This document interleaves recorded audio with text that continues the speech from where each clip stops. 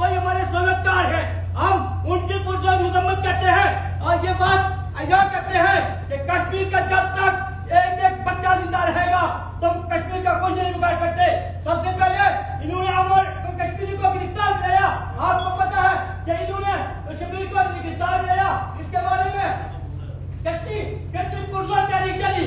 ये बाजी खून की बाजी है, ये बाजी तुम भी हारोगे। ये बाजी खून की बाजी है, ये बाजी तुम भी हारोगे।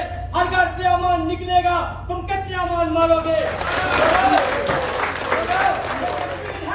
कश्मीर का आप पुरानी तारीख को पढ़ के देखा होगा। ये कश्मीर सदर अली खान ने अपनी जानों के नजरिए पेश करा के अपनी खेने खतरा के आजाद किया था और ये नहीं कहा था कि ये कश्मीर को आजाद करने के बाद गुलामी की जिंदगी बसर करो। हम कोई गुलाम नहीं है, हम गुलाम नहीं है,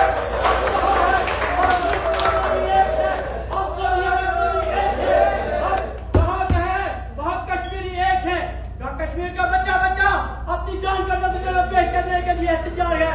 लोगों, आज हम मुबारकबाद उन कश्मीरियों को देते हैं जो एंट्री पॉइंट में बंद करके हमारे लिए बैठे हुए हैं। अगर हुक्मरान हमारे अच्छे होते तो आज हम प्रोटेस्ट की धूपों में और यहाँ के शहरों में हम नहीं रुकते। लोगों, मैं आपको इसके बाद वतन के नाम एक शहर